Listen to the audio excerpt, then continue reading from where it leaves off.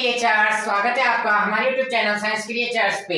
आज हम आपके लिए एक नया टॉपिक एटम जीएस का जनरल साइंस का लेकर आ रहे हैं। उसमें हम आपको बताएंगे इसके बारे में जितने भी इसके न्यूमेरिकल आते हैं, सवाल आते हैं, क्योंकि किसी भी एग्जाम में देख लेना आप पर्टिकुलर अपन बात करते हैं एसएससी की, कम से कम 6 सवाल व अधिक से अधिक 12 सवाल किसके आते हैं? साइंस के आते हैं। साइंस के आते हैं तो एक ऐसा पोर्शन है जो मतलब काफी टफ नहीं है। कुछ फैक्ट्स होंगे जो आपको याद करना है, फैक्ट्स भी याद करने की जरूरत नहीं है, समझा देंगे पूरा, बस आपको रिवीजन करना है और वीडियो को देखना है लास्ट तक और अच्छी तरह एंजॉय करके पढ़ना है। ठीक है, बिल्कुल कंफर्टेबल रहना है पूरी क्लास में। कोई अपन को कोई ऐसा तनाव लेने की जरूरत नहीं है कि अपन को माइंड में ज्यादा प्रेशर करना पड़ेगी, ये नहीं है। आराम से 6 से नंबर तक 12 तक सवाल आते हैं, या कम से कम 6 सवाल तो साइंस के आते ही हैं और एक ऐसा पोर्शन है जहाँ पे आप पूरा स्कोर कर सकते हैं। जब बात जीके की आती है, जो 25 सवाल आते हैं, उसमें आदमी को यही डाउट रहता है कि वह इसमें कैसे कर पाएगा, कैसे नहीं कर पाएगा। लेकिन जब आपके 8 सवाल इस पोर्शन से आ रहे हैं और आपको वो सबसे बड़ी बात तो देखो, यहाँ सुनो, आपको यहाँ रटना नहीं पड़ रहा है, आपको यहाँ रटना नहीं पड़ रहा है, सारा काम समझने का होगा। हिस्ट्री पढ़ लो जी, हिस्ट्री पढ़ोगे, क्वालिटी पढ़ोगे, आप रटोगे, फिर भी आपको कोई क्वेश्चनिटी नहीं है, आप वहाँ पे पूरे नंबर ला रहे हो कि वहाँ पे 8 सवाल आ रहे हैं, तो आप 8 सवाल तो फिर भी नहीं आते वहाँ पे, फिर भी आप इन दोनों के लिए वहाँ पे आपके ज्यादा 4 या 5 सवाल भी नहीं आते इन दोनों से, लेकिन फिर भी आप पूरा जोर इन दोनों पे रखते हो। क्यों रखते हो? आप ज्यादा फोकस वहाँ रखो, काम आसान और अधिक से अधिक आप नंबर गेन कर सके। आपका नंबर गेन करना सबसे बड़ा लक्ष्य होना चाहिए। और सारी एग्जाम में ऐसी कोई परीक्षा नहीं आता होगा। आइए, बस ये थोड़ी आज नॉर्मल जानकारियां थी और सेशन को अपन चालू करते हैं। आइए, एटम, परमाणु।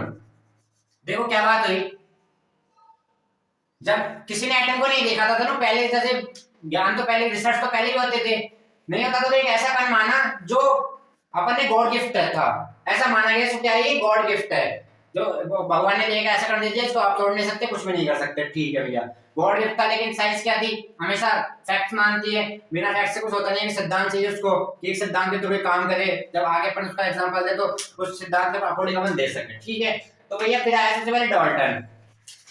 ये ग्रीक शब्द है जहां से इसकी एटम शब्द की उत्पत्ति हुई, इसको बोलते हैं एटोमिया। इसका अर्थ होता है, ये ग्रीक वर्ड है। कौन सा वर्ड है? Greek word. इसका अर्थ क्या होता है? जो टूटता नहीं है, जो टूटता नहीं है, वहां से आया ये कंसेप्ट। ठीक है, फिर एटम की खोज डिस्कवर किसने किया? डाल्टन साहब ने। किसने किया? डाल्टन साहब ने। आइए सेशन को फिर से अपन और अवगति बढ़ेगा अपना सेशन, तो अच्छी तरह से को समझे। डाल्टन ने नियम लाया, डाल्टन लाया इसको वर्ड को, एटम को। क्या क्या कहा, कैसे कहा, सबको फैक्ट बताएंगे कैसे कहा। सबसे पहले अपन सब चीजों को समझे करने पहले पढ़ाते हैं एलिमेंट। एलिमेंट क्या होता है? तत्व। जो एक ही प्रकार के कणों से मिलकर बना रहता है वो क्या कहलाता है? तत्व कहलाता है। जो एक ही प्रकार के कणों से मिलकर बना होता है वो कण कौन से हो सकते हैं? वो परमाणु हो सकते हैं, अणु हो सकते हैं। लेकिन क्या होना चाहिए? एक ही प्रकार के कणों से मिलकर बना रहना चाहिए। यहाँ तक चीजें क्लियर? तो क्या हो गया? एक ही प्रकार से मिलकर जो बना, कणों से मिलकर जो बना होता है। कण यहाँ पे क्या हो सकते हैं? अब बात आ गई एटम या मॉलिक्यूल। अब अपन एटम को पढ़ रहे हैं, जैसे अपन ने ले लिया एक छड़, ये अपने पास है एक रोड। काय की रोड है? कॉपर की रोड है। किसकी रोड है? कॉपर की रोड, छड़। ठीक है, तो कॉपर की छड़ है, पूरी कॉपर की छड़ है, तो इसमें क्या होगा? बताइए क्या होगा? क्या होगा? कुछ नहीं होगा। कॉपर के बहुत सारे एटम होंगे, छोटे छोटे, कॉपर ही कॉपर होगा ना, कॉपर ही कॉपर। तो जो उसका एक पार्ट है वो क्या है? कॉपर, और पूरी क्या है? ये कॉपर की छड़ है। ठीक है, तो तत्व क्या है? एक ही प्रकार के कणों से मिलकर जो बना रहता है, एक ही प्रकार के कणों से मिलकर जो बना रहता है वह तत्व कहलाया, जिसको और दिमागों में तोड़ा नहीं जा सकता। ठीक है, अगर कॉपर के आप छड़ के 2 टुकड़े भी कर दोगे तो ये भी कॉपर का निकलेगा और ये भी कॉपर का ही निकलेगा। तो ये कोई बात नहीं है कि आपने 2 टुकड़े कर दिए, 10 टुकड़े कर दो तो सारा निकलेगा जो कॉपर का निकलेगा। ऐसे टुकड़े करके तो अलग चीज का कुछ निकल गया, कुछ नहीं निकलता तो क्या कहलाया? ये तत्व ही हो गया। ठीक है, कॉपर की छड़ है, हमारे पास एक कॉपर की छड़ ले रखी है हमने, जिसमें किसके एलिमेंट है? कॉपर का एक अपनी छड़ ले रखी है, इसमें एटम क्या है? कॉपर के बहुत सारे। ठीक है, तो ये कॉपर का जो गुण है ना, ये जैसे ये मान लो कॉपर का एक एटम है, ये जो शो करेगा ना, क्या शो करेगा? गुण, अपनी जो प्रॉपर्टी शो करेगा ना, वही ये पूरी छड़ शो करेगी, वही पूरी क्या करेगी? ये छड़ शो करेगी। ठीक है, तो इससे अपन को क्या समझ में आया? या तो एक इसका छोटा सा भी मॉलिक्यूल जो शो करेगा ना प्रॉपर्टी, अपना गुण, वो पूरी छड़ शो करेगी। तो मतलब आप है ना, एक इसको क्या कहा गया? एटम कहा गया। क्या कहा गया? ये क्या है? एटम है। तो मतलब पदार्थ का सबसे छोटा कण, पदार्थ का सबसे छोटा कण जो उसकी मूलभूत इकाई है वैसे मिलकर जो बनाया गया उसके सारे गुणों की व्याख्या कर सकता है, जिससे मिलकर मिलाकर इसको आप बना रहे हो। मतलब आपने कॉपर से मिलाकर क्या बनाया, कॉपर की छड़ को बनाया, बनाया नहीं बनाया, बनाया। और आप इससे यहाँ पे कॉपर के एटम से जो भी गुण शो करेगा ना वो पूरी की पूरी क्या करेगी, छड़ शो करेगी। तो आप कॉपर के जो भी गुण है ना उसके माध्यम से आप किसको बता सकते हो, कॉपर की छड़ जो शो करेगी ना वो कॉपर, जो कॉपर शो करेगा वो कॉपर की छड़ भी शो करेगी। ठीक है, यहाँ तक चीजें समझ में आ गई, एटम आपका हो गया होगा क्लियर। ठीक है, एलिमेंट तत्व होता है, यौगिक होते हैं, जो आपको बताया था प्राथमिक को जो बनाता है वो यौगिक कहलाता है। ठीक है, अब इस शब्द का थोड़ा ध्यान रखें, किस शब्द को, तत्व को। या आपको बेस है, थोड़ा बेस बनाना पड़ेगा। देखो एलिमेंट को कैसे शो करोगे आप, ऐसे शो करते हैं, जैसे कोई एलिमेंट अपन कितना पढ़ेंगे पीरियोडिक टेबल में, कितने एलिमेंट होते हैं जल्दी बताइए, 118। कितने कितने एलिमेंट है प्रेजेंट तक, 118 एलिमेंट है। कहां, पीरियोडिक टेबल में बहुत सारे तत्व हो सकते हैं, जैसे सोडियम होता है, कॉपर होता है, जो भी है, Fe लोहा है। ठीक है, अब देखो इसको शो करते हैं, ये क्या को शो करते हैं, एलिमेंट को। अब आप ये क्या कहोगे सर, ये एक्स क्या है यहाँ पे, जो एलिमेंट होगा ना उसको कैसे, जैसे अभी अभी लोहा होता है Fe, तो ये उसका क्या हो गया, ये उसका एक्स हो गया। जैसे उसको आप शो कर रहे हो ना, मतलब प्रतीक, जिसको आप जिस एलिमेंट को आप शो करना चाहते हो। जेड, जेड क्या होता है, दैट इज परमाणु क्रमांक, परमाणु क्रमांक किसने दिया, मोजले ने, परमाणु क्रमांक किसने दिया, मोजले ने। ठीक है, यहां तक कोई दिक्कत नहीं। आइए ए क्या होता है, द्रव्यमान संख्या।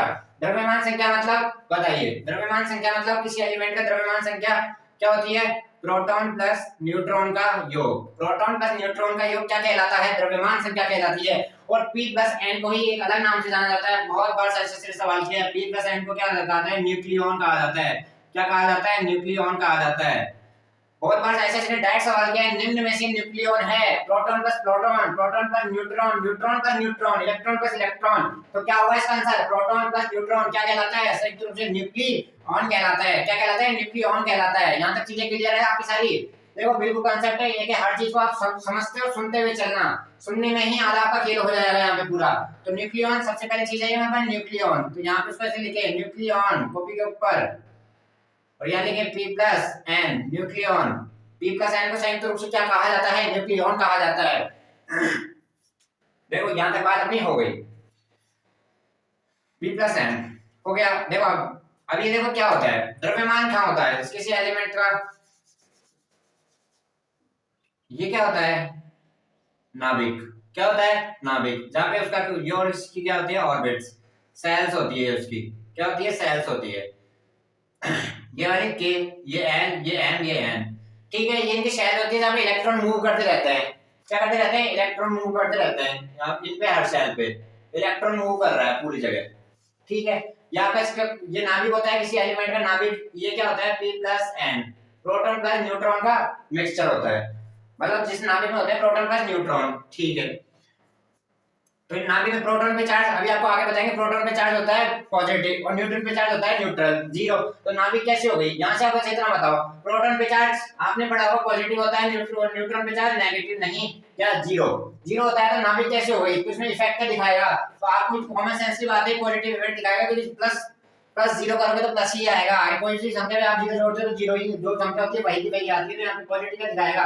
तो नाभिक कैसा हो गया, धनात्मक है, धनात्मक नहीं, तो नाभिक क्या, धनात्मक होता है। ठीक है, धनात्मक होता है, जहां तक अपने सीख लिया ऐसे होता है, कॉमन सेंस से सीखा अभी तक, ज्यादा कोई दिक्कत नहीं है। और यहाँ पे क्या है, इलेक्ट्रॉन मूव करते रहते हैं। इलेक्ट्रॉन पे क्या होता है, नेगेटिव, और इसमें क्या होता है, पॉजिटिव। जब डिफरेंट क्या होते हैं, डिफरेंट चिन्ह हो गए ना, ये माइनस है, ये प्लस है, तो ये क्या होगा, दोनों को अट्रैक्ट करेंगे, अट्रैक्ट नहीं करेंगे, करेंगे ना, जानते हो। जब अट्रैक्शन तो होता ही है काई में, डिफरेंट डिफरेंट उसमें। ठीक है, ठीक उसी प्रकार चाहे आप देख लेना कभी भी, आप जब अपन देखते हैं, चलो उस बात को आप बाद में देखेंगे अपन। अभी आप फ्लो टूट जाएगा वरना, क्योंकि इलेक्ट्रॉन इलेक्ट्रॉन इलेक्ट्रॉन तो ठीक है, यहाँ इन दोनों में क्या होगा, अट्रैक्शन होगा नाभिक से। तो नाभिक कैसी हो गई, पॉजिटिव हो गई, और माइनस से क्या कर दिया, अट्रैक्ट कर दिया उसको अपनी तरफ। तो ये होता है, ये तत्व ऐसे एलिमेंट फोर्स में बदल रहते हैं। ठीक है, अब आते हैं अपन आगे बढ़ते हैं, चीजों को पढ़ते हुए क्या कहना चाहते हैं। एटम ये हो गया हमारे पास, एलिमेंट का ध्यान रखना, और परमाणु क्रमांक हो गया, द्रव्यमान संख्या हो गई, परमाणु क्रमांक का क्या है, मोजले ने दिया है। ठीक है, क्या होता है परमाणु क्रमांक, क्या होता है, किसी पदार्थ का भार होता है, आइए अब बढ़ते हैं आगे। देखो डाल्टन थ्योरी, डाल्टन ने दी थी अपनी थ्योरी। डाल्टन ने परमाणु बोला तो उसके साथ अपन को ये बताया कि परमाणु कैसा होता है। ठीक है, देखो डाल्टन की लिख रखी है उसने थ्योरी। हाँ, डाल्टन थ्योरी, डाल्टन का सिद्धांत। यह भी बहुत बार सवाल पूछा जाता है कि डाल्टन की थ्योरी कौन सी है। इनमें एक वाला स्टेटमेंट देता है इनमें में से डाल्टन का परिकल्पना बताइए। हाँ, परमाणु सबसे छोटा कण है।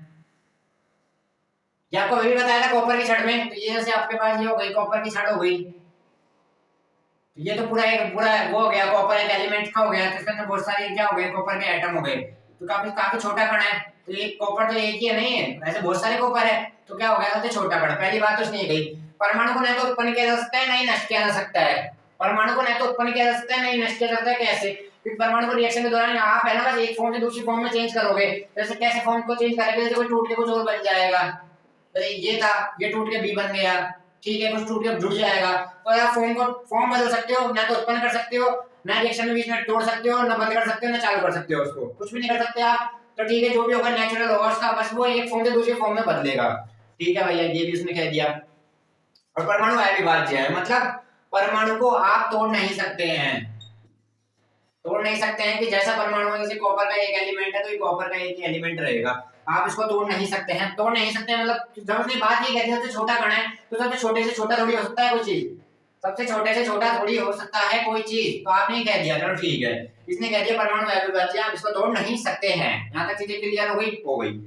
अविभाज्य कण तो मतलब यही होगा, इससे नीचे कुछ भी नहीं आएगा, मतलब इससे नीचे ये पदार्थ की सबसे छोटी संरचनात्मक इकाई हो गई, जिसे अपन बोलते हैं फॉर्मेशन। जब अपन कोशिका पढ़ते हैं, वो अपन पढ़ते हैं बीसीसी है, तो उसके लिए आपको स्ट्रक्चर देते हैं, उससे अकॉर्डिंग आप बहुत सारे स्ट्रक्चर बना सकते हो। तो ठीक है, जैसे कॉपर का एक था, तो इसको ऊपर मिलके इन्होंने क्या बना लिया, कॉपर की छड़, कॉपर छड़ बना लिया सारे कॉपरों ने मिलके। ठीक है, तो परमाणु अविभाज्य है, ये हो गया। अब आइए एक नाभिकीय, नाभिकीय क्या बोलते हैं इसको, नाभिकीय कंसेप्ट आया। ठीक है भाई साहब, आ गया। अब क्या दिक्कत हो गई इसके आने से, क्या दिक्कत थी? जैसे वैज्ञानिकों ने और खोज करी ना, तो उन्होंने देख लिया कि एटम है ना वो डिवाइडेड है। एटम भी किसी से मिलकर बना है, एटम भी किसी से मिलकर बना है। अब उन्होंने एटम को तोड़ दिया दो भागों में, एटम को तोड़ दिया दो भागों में। ठीक है भैया, तोड़ दिया भाई साहब, दो भागों में तोड़ दिया। तो एटम को जैसे इन्होंने दो भागों में तोड़ा, तो आज आप देखें तो एटम को मतलब इलेक्ट्रॉन, प्रोटॉन एंड न्यूट्रॉन, ये दोनों भाग तो क्या होते हैं, नाभिक में होते हैं, और ये अलग नहीं रहता है, नाभिक के बाहर से चक्कर लगाता रहता है। तो इन दोनों को तो एक कैटेगरी में डाला और इसको एक अलग कैटेगरी में डाला। तो मतलब ये कैसे देखा इन्होंने, कैसे देखा इन्होंने कि एटम की डिवाइडेशन है, एटम डिवाइड है। अब इन्होंने उस बात को हो गई, क्योंकि डाल्टन तो कह के गया था, क्या कह के गया था कि परमाणु अविभाज्य है, परमाणु को तोड़ नहीं सकते हैं। ठीक है भैया, डाल्टन ये तो बहुत दिक्कत कर गया, ये तो दिक्कत हो गई। डाल्टन तो आप ऐसे कह के गया था, आप ऐसे कर रहे हो, कैसे हो गया? लेकिन साइंस हमेशा फैक्ट मानती है, आपने उसको प्रूव करके दे दिया, वो मान लिया हाँ ये चीज हो गई। तो इन्होंने, आप देखो क्या कैसे ऐसे प्रूफ होता है, चीजों को समझते हैं आगे। तो ठीक है, ये डाल्टन सिद्धांत को थोड़ा ध्यान रखना। जैसे परमाणु के अंदर लोगों ने और खोजने की कोशिश की ना, वैसे डाल्टन सिद्धांत, पहले डाल्टन सिद्धांत जब आया था ना, तो सारे सिद्धांतों को फॉलो करके आया था, जो अपने पहले उसमें पहले चैप्टर में पढ़े थे, बेसिक कांसेप्ट ऑफ केमिस्ट्री में, पूरे सिद्धांतों को फॉलो करके गया था। और सबने माना भी था, क्योंकि सबके पास कोई वो नहीं था प्रूफ कि अपन इसको गलत ठहरा सके, नहीं ठहरा, तो सबने माना इसको, हाँ ये सही है। ठीक है, आगे देखते हैं क्या। एटम को आपने देख लिया, तीन भागों में विभाजित कर दिया इसने, इलेक्ट्रॉन, प्रोटॉन एंड न्यूट्रॉन। ये दोनों भाग तो एक होंगे क्योंकि नाभिक में रहेंगे, और ये एक अकेला पार्ट में काम करेगा। पढ़ेंगे तीनों को अलग अलग, फिर भी आपको मैं बता दिया है कि दो भाग होते हैं नाभिक के भाग, इसको नाभिक के भाग बोलते हैं, नाभिक को उत्तर भाग बोलते हैं। नाभिक को उत्तर मतलब नाभिक के बाहर वाला भाग, नाभिक के भाग है नाभिक के अंदर वाला भाग। ठीक है, अब जैसे ये हो गया हमारे पास,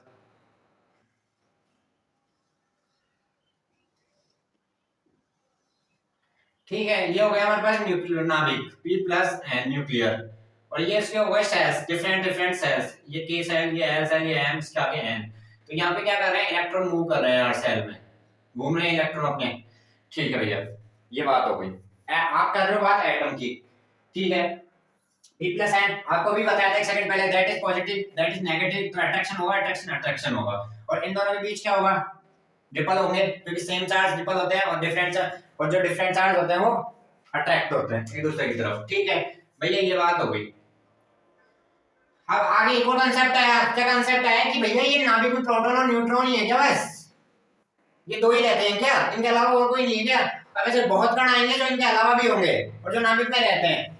ठीक है, आइए अब हम बात करते हैं पहले इलेक्ट्रॉन की। किसकी बात करते हैं? इलेक्ट्रॉन की।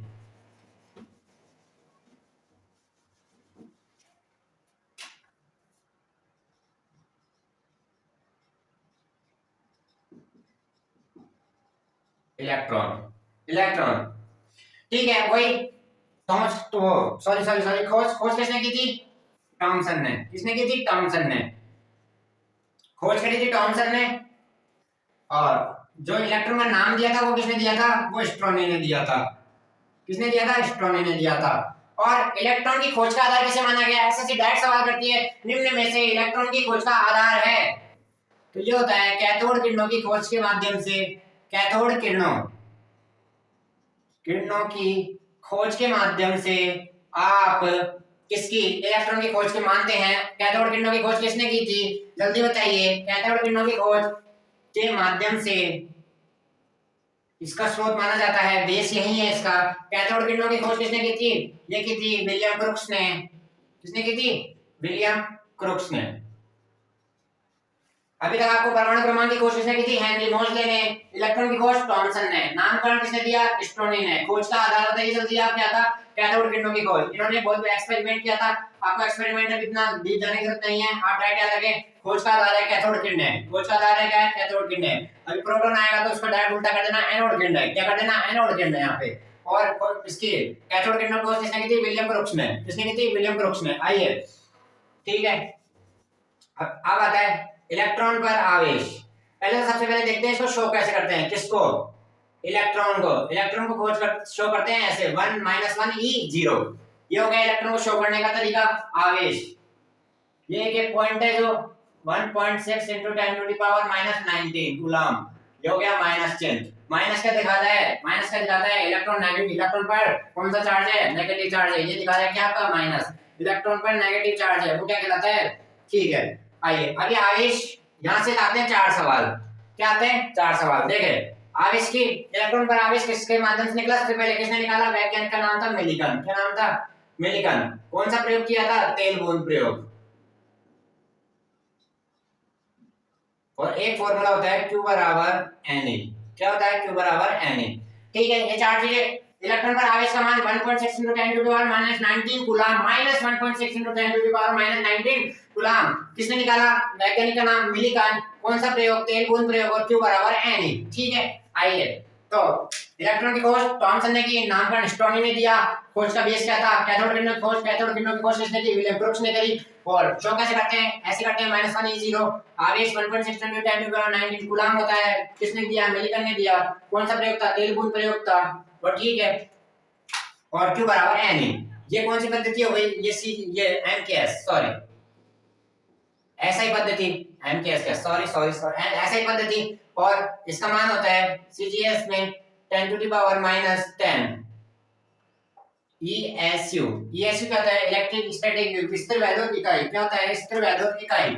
इकाई में इकाई इसका मान है ये CGS में। ऐसा ही मान 1.6 × 10⁻⁻19 और CGS में नाम क्या है? 4। CGS में मान क्या है? 4.8 × 10⁻⁻9 -10। ठीक है, यहां तक हो गया। ये हो गया इसका आवेश। अब कहीं भी बात आती है इसके द्रव्यमान की बात आती है। आइए इसको भी देख लेते हैं, द्रव्यमान क्या कहता है। तो इलेक्ट्रॉन का द्रव्यमान, एक और पॉइंट, द्रव्यमान। द्रव्यमान का मान होता है 1.6 × 10⁻, सॉरी ये इसके विशिष्ट आवेश का मान होता है 9.1 × 10⁻⁻28 ग्राम। ये किसका भार है? ये इलेक्ट्रॉन का द्रव्यमान है 9.8 × 10⁻⁻28 ग्राम। ठीक है, यहाँ तक चीजें क्लियर। इलेक्ट्रॉन का भार काई में? AMU में 0.00548 AMU।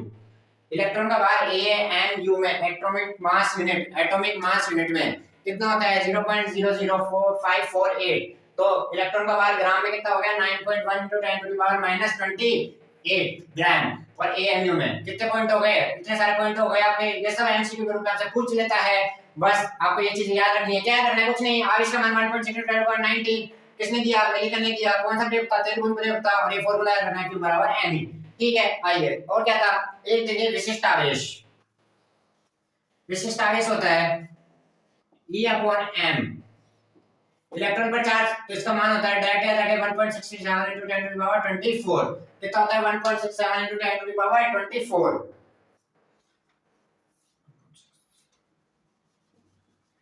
एक सेकंड, यस निकालेगा। देखो 1.6 × 10 to the power -19 और 9.1 × 10 to the power कितना हो गया? 28। हो गया नहीं हो गया? हो गया। अब ये इसको ऊपर ले जाएगा तो यहाँ से मान आएगा 1.76 × 10 to the power 19 में से 11। ठीक है, यहाँ तक कोई चीज है दिक्कत? जल्दी बताइए, यहाँ तक कोई दिक्कत? ये हो गया इसके विशिष्ट आवेश का मान 1.6 × 10 to the power 11। 1.6 × 10 to the power 11। आइए आप तो डायरेक्ट याद रखो विशिष्ट आवेश का मान। विशिष्ट आवेश आपसे पूछ सकता है क्योंकि क्या है? दैट इज निश्चित है। निश्चित है विशिष्ट आवेश। क्या है? निश्चित। आइए यहां तक हो गया? चीजें क्लियर? रख करते हैं, आगे देखते हैं। अगली बात करते हैं प्रोटॉन पे। तो ये इलेक्ट्रॉन कौन सा भाग होता है आपका? नाभिकीय भाग है, नाभिकोत्तर भाग। नाभिकोत्तर भाग ये भी आप लिख लेना। कौन सा भाग है? नाभिकोत्तर भाग है। नाभिक एटम को दो भागों में तोड़ा गया और ये नाभिकोत्तर भाग था। आइए अब पढ़ेंगे फिर प्रोटॉन।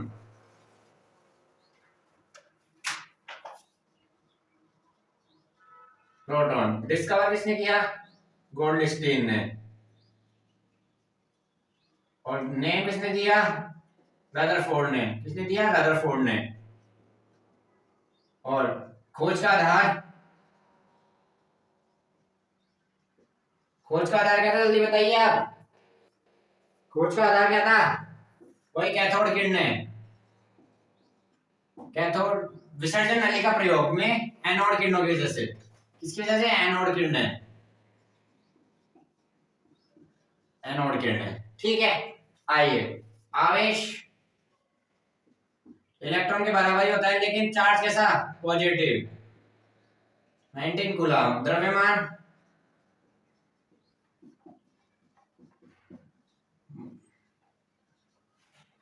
1.67 × 10 to the power -24 ग्राम। और एएमयू में द्रव्यमान म्यू। ये इंपॉर्टेंट है, इसका ध्यान रखना। डायरेक्ट सवाल पूछेगा आपसे। यहाँ तक बात हो गई। आपने क्या क्या पढ़ा था? द्रव्यमान की बात हो गई, आवेश की बात हो गई, खोज का आधार हो गया। यहाँ तक चीजें क्लियर है ना? आइए आगे देखते हैं क्या है। आइए देखिए इसको शो कैसे करेंगे। 1p0। तो ये इलेक्ट्रॉन क्या था? ऋणात्मक। ये क्या हो जाएगा? पॉजिटिव। धनात्मक भाग है, धनात्मक भाग, ये धनात्मक भाग हो जाएगा। वहां पे आपने इसको वो किया था। ठीक है, यहाँ तो कोई दिक्कत चीजों को समझने में नहीं होनी चाहिए। आइए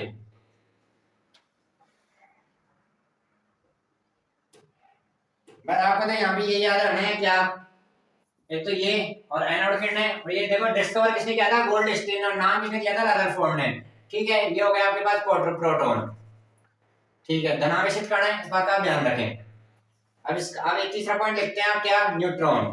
क्या होता है न्यूट्रॉन? ये नाभिकीय भाग का एक पार्ट है। ठीक है, दोनों एक साथ रहेंगे हमेशा। ये न्यूट्रॉन।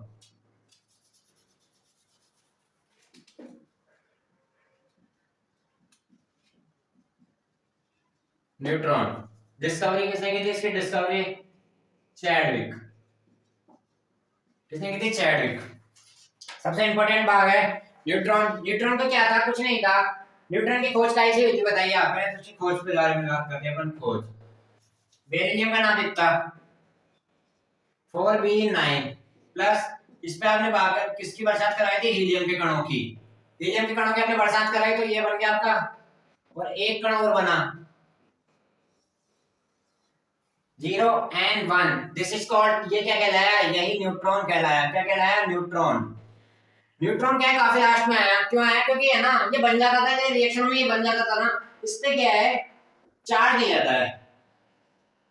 चार्ज रहता नहीं है, ठीक है, चार्ज रहता नहीं है, जो साइंटिस्ट थे ना वो इसको है ना रियलाइज नहीं कर पाते थे। चार्ज जैसे चार्ज पॉजिटिव चार्ज है तो नेगेटिव का अट्रैक्ट होगा और पॉजिटिव से पॉजिटिव मिल जाएगा उसको, वहां पे उसको वो दिखाएगा रिपल्शन। तो वहां पे क्या है, वहां चीजें आसान थी, यहाँ पे आसान नहीं था, ये सारा न्यूट्रल था, ये बन भी जाता था ना तो बच जाता था। बच कैसे जाता था देखो बात करते हैं, क्योंकि बच जाता था ये। अब इसलिए इसकी लेट क्या है, खोज सबसे लास्ट में इसलिए इसकी हुई थी क्योंकि इसको पकड़ने में क्या टाइम लगा, ये चुपचाप बैठा रहता था वहां पे और अपना काम करता रहता था, ठीक है। अगर बदमाशी करे तो अपन को पकड़ना आसान रहता है जैसे क्लास में, लेकिन कोई साला चुपचाप भी बदमाश करे उसको पकड़ना मुश्किल, बहुत मुश्किल है, ठीक है। ये था इसका खोज।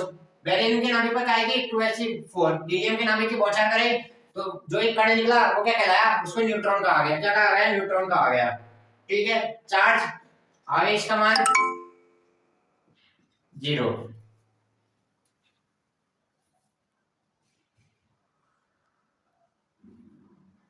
आवेश का मान 0।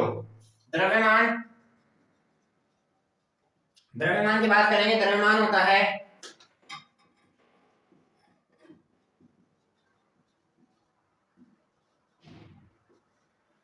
द्रव्यमान हो गया 1.675 into 10⁻⁻24। और द्रव्यमान का में बात करेंगे अपन AMU में, इसका कितना होता है, उसका कितना होता है 1.0077, इसका हो जाएगा 8। तो ये दोनों सिमिलर से ही है, क्या है आसपास है, proton plus neutron, proton plus neutron.